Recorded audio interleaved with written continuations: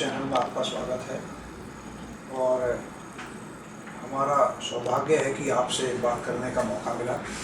बाबा साहब का जो पोर्ट्रेट आपने बनाया है उसके बनाने के उद्देश्य और एक जो आपकी फीलिंग्स, आपकी भावनाएं कैसी रही होंगी, उस बारे में थोड़ी जानकारी आप। देखिए, आपके चैनल के माध्यम से मैं बताना चाहता हूँ कि डॉक्टर B.R. अम्बेडकर बाबा साहब का जो पोर्ट्रेट मैंने बनाने का उद्देश्य ये था मेरा कि मैंने देखे कि जगह जगह बाबा साहब के पोर्ट्रेट लगे हुए हैं। संसद में भी है, उधर नोएडा में जो मायावती जी ने जो बनवाया है प्रेरणा स्थल वहाँ भी है, लखनऊ में भी है, और जो बाबा साहब लंदन में जो पढ़े थे लाइब्रेरी में वहाँ भी लगा हुआ है। तमाम जगह बाबा साहब के पोर्ट्रेट लगे हुए हैं, लेकिन उसमें जो है बाबा साहब की छवि जो है मेरे को कहीं नज़र नहीं आई। तो जो व्यक्तित्व थे ना, वो मैंने जो है उनमें किसी में देखा नहीं। हम चश्मे में उनको खोज लेते हैं, टाई में, कोट में बस उनको खोज लेते हैं, और वो जो एक प्रतीक चिन्ह है उंगली करके, बस उससे हम जो है प्रतीक रूप में मान लेते हैं कि ये बाबा साहब का पोर्ट्रेट है। लेकिन जो शख्सियत थे, जिस तरह का जो उनका एक आभा मंडल था जिसको कहते हैं हम, या एक मतलब व्यक्तित्व था, उसको हम बनाना जो है भूल गए हैं। इसके अपोजिट देखेंगे तो आप गांधी की मूर्ति देखिए, नेहरू की मूर्ति देखिए, इंदिरा गांधी की मूर्ति देखिए, राजीव गांधी की मूर्ति देखिए, वहाँ पर जो है वो मूर्तियाँ इतनी सजीव लगती हैं, इतनी मेहनत लगती हैं जितनी अम्बेडकर को बनाने में लोगों ने नहीं किया काम। तो मेरे को लगा कि मैं जो है इस पूर्ति को जो है पूरा करूं। तो मैंने तमाम जो बाबा साहब के जो पोर्ट्रेट्स थे सर्च किए, मैं जगह जगह ओरिजिनल देखने भी गया। राम सुतार जी हमारे जो है बहुत सीनियर आर्टिस्ट हैं, उनका काम बहुत अच्छा, उन्होंने गांधी बहुत अच्छे बनाए, नेहरू बहुत अच्छे बनाए, आनंद वन है उनका यहाँ पर जो है, नेहरू इधर आपका फरीदाबाद में बड़ी बड़ी विशाल मूर्तियाँ उन्होंने बनाई है, उनकी महारत हासिल है। लेकिन मेरे को वहाँ भी बाबा साहब जो है लगे नहीं, कि मेरे को संतुष्ट नहीं हुआ मैं वहाँ से भी।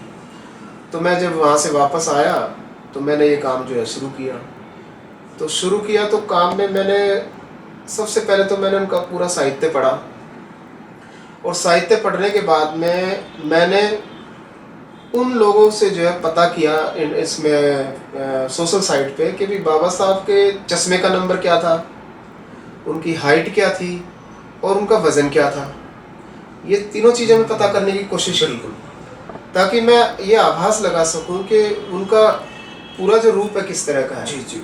क्योंकि बॉडी स्ट्रक्चर जो है उनके डिपेंड करता है वेट पे, हाइट पे। तो वो जो है मेरे को निराशा हाथ लगी, किसी से भी इस तरह के जवाब नहीं मिले। हाँ, ये ज़रूर हुआ कि उस पर जो है मेरे को लोगों ने किताबें भेजी, बड़ी बड़ी किताबें भेजी, 2-3 हज़ार रुपये की।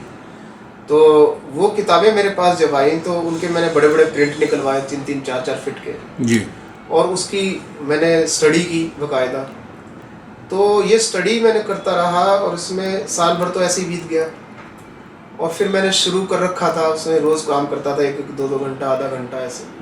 तो वो काम करता रहा, उसमें निकलता रहा। फिर ऐसे लोगों को फिर मैंने बुलाया जो बाबा साहब की विचारधारा को अंगीकार करके चलते हैं। तो जब उनको मैंने दिखाया तो वो तो बहुत खुश हुए, जिसमें से मैं नाम ले दूँ आपको, शांति स्वरूप बौद्ध जी हमारे जो सीनियर मोस्ट, जी बिल्कुल।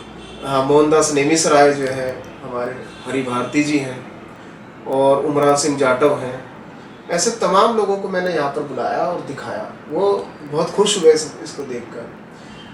फिर मैंने, मेरी दौड़ जो यहाँ तक ही ख़त्म नहीं हो गई, फिर मैंने उन लोगों को, बुज़ुर्ग लोगों को लिया जो बाबा साहब के उन्होंने बचपन में दर्शन किए हुए थे।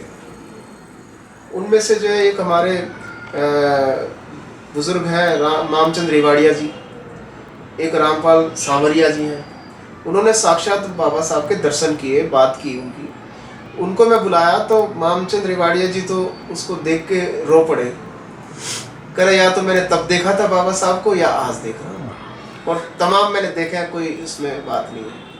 तो उद्देश्य की पूर्ति यही थी। और उसमें मैंने, आप यकीन करें कि मैंने उसमें बाबा साहब को चश्मा पहने नहीं दिखाया जी, मैं बाबा साहब को चश्मे के आवरण से अलग दिखाना चाहता था। उनके जो खास उनका जो व्यक्तित्व है, जी। आई टू आई जो है हम बात कर सकें। और उसका मैंने टाइटल भी यही दिया, the without specs doctor Bhimrao Ambedkar.